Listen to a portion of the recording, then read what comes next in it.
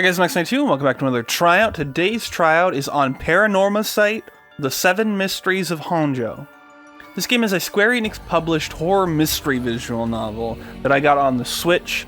It doesn't have a physical copy, I just bought it digitally. I believe it's also on PC, it's on like iOS and Android. I don't know if it's on other consoles or not. But I played it for like an hour and 45 minutes. I played the sort of like first story path. It's got this thing where you kind of do like a tutorial run, but then like you finish that, you get to sort of like an end, and it opens up into this sort of like story tree where it's like, okay, you're trying to sort of like optimize your way through like to like a sort of best version of the story. And from like some screenshots I saw on like the Steam page and stuff, there's different characters you'll play as through that experience, but for the start, you're playing as like Shogo Okie or something like that. I don't remember his name. And this is a fairly interactive, like sort of high quality visual novel. I say high quality in quotes because there are good visual novels that are less interactive or more like choice based, but this is sort of akin to Death Mark. There'll be a card. Talked about that game, or another game in the same sort of series kind of, which would be NG, another card. I covered that as well. Talked about those games, where you have a bit more than just your clicking through text, reading text, making choices. You have some interactions you're doing. You're moving around spaces in some capacity. You're going here and going there and doing all these little things in addition to the visual novel stuff. I believe, what is it? Death End Request, the visual novel stuff in that game is kind of similar, though that is also just like a JRPG. There's a card. That's what I was pointing at, was a card. The card have already happened. The first thing that stood out to me about this game is its visual style, which is really great. You know, it has some things that you can turn off in settings, like the chromatic aberration and stuff.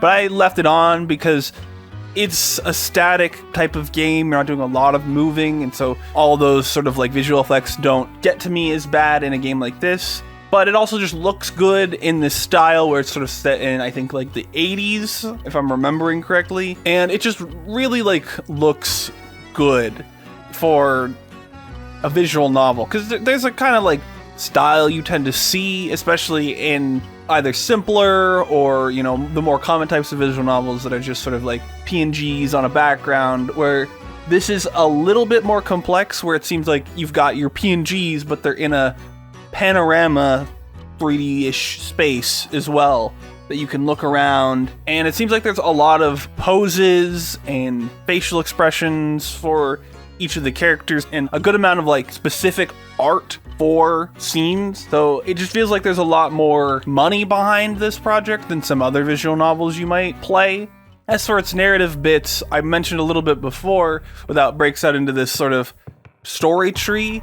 And so it's got your internal narrative, which is about the mysteries, 7 mysteries of Honjo, and sort of this resurrection game or whatever it was called, and the intertwining of these two concepts, and a lot about like death and life and all that. Then you have a sort of meta narrative where, kind of like the last episode, another card, Project Malice, another card. I think that's as many cards as I can put in a video. I don't remember how many YouTube will let me do, so I won't do that again.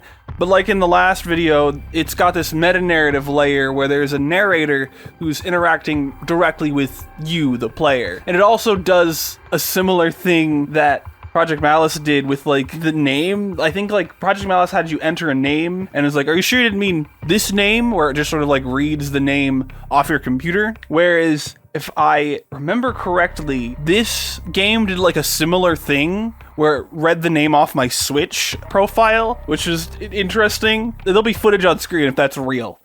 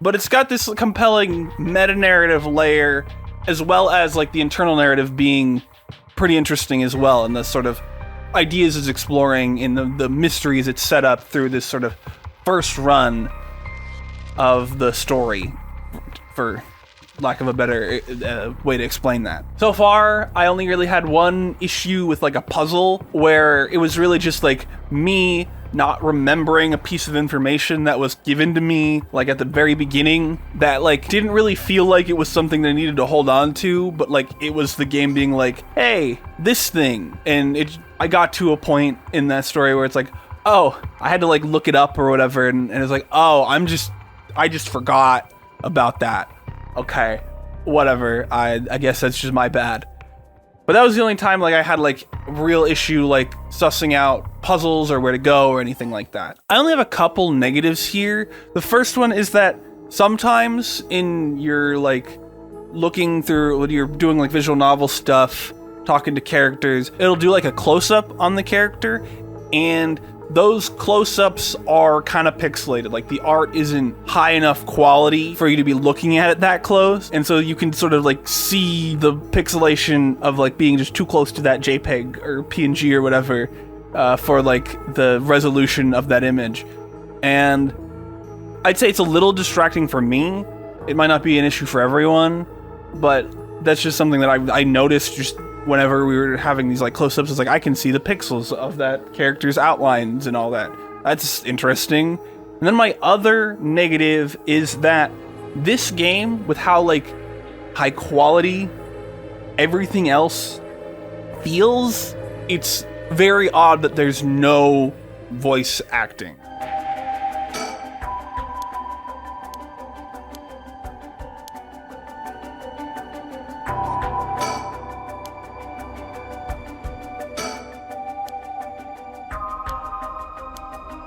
At least as far as I've experienced. There's no like voiced lines for characters, neither in English nor Japanese. There's just no voice. It's outside of like sound effects and stuff like that. It's just, it's weird for something like this. It just feels like it should be voiced, at least this one, from my perspective. But that's really all I think that I had for my points. I particularly like this so far.